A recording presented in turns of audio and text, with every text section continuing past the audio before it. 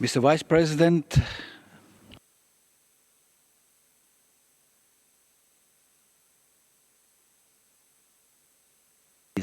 increased global tensions, more than 800 pledges presented at the 75th anniversary of the Universal Declaration celebrated last December reflect a strong commitment for human rights globally.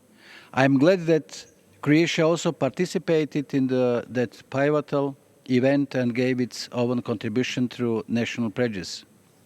Unfortunately, many crises all over the world jeopardize peace and security. We see the second anniversary of the Russian aggression against Ukraine that threw the world in turmoil and caused massive loss of civilian life in Europe. It was unseen since the wars in our region in the 90s. This madness must end. The war against Ukraine reminds us that there is a negative trend regarding the respect for the international humanitarian law in numerous global conflicts.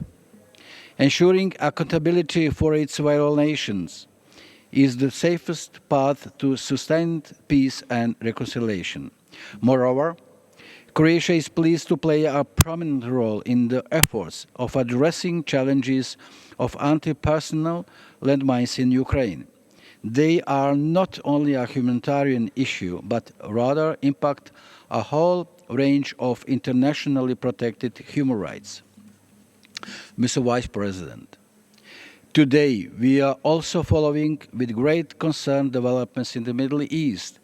The brutal terrorist attack by Hamas on 7 October 2023 has shocked the world. We strongly condemned these attacks on the very beginning and call for the release of all hostages. At the same time, Croatia supports the efforts of the international community, which is actively seeking a solution that will bring lasting peace and ease the humanitarian situation and crisis in the Gaza Strip. We have recently donated €1,250,000 for humanitarian needs in Gaza, joining donors concerned with the situation on the ground. Mr. Vice President, the armed aggression against Croatia in the 90s left a heavy legacy of thousands of missing persons. Although we have determined the fate of majority, we are still searching for 1,803 missing persons and their remains. Therefore, last year Croatia joined the Global Alliance for the Missing under the auspices of the International Committee of the Red Cross, with a goal to raise awareness of this issue and to prompt action to address it. Croatia also remains a strong promoter of the issue of casualty recording, both in international humanitarian and in human rights settings. Mr. Vice President, unfortunately, in 2023, we witnessed other grave human rights violations in many parts of the world. Russia and Belarus continued its brutal repression against political opponents and peaceful protesters, while shutting the civil society independent media. Much like the rest of the free world, we are appalled by the news of the death of Russian opposition leader Alexei Navalny in prison. It is yet another manifestation of a regime that stands for draconic repression inside the country. In Sudan, reported war crimes, massacres, rape, and worsening humanitarian crises led to immense suffering of civilians.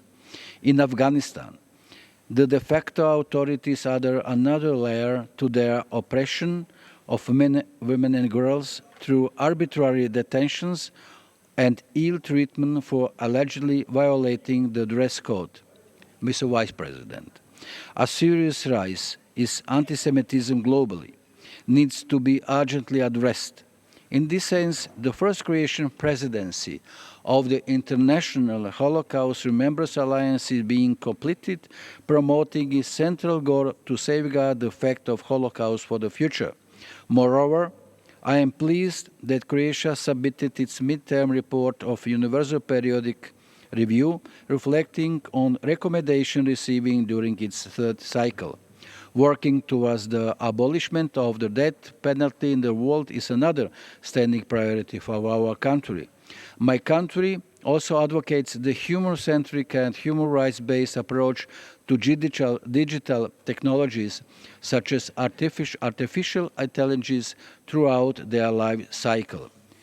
Mr. President, in a world of turmoil, we need to draw the lessons from the past.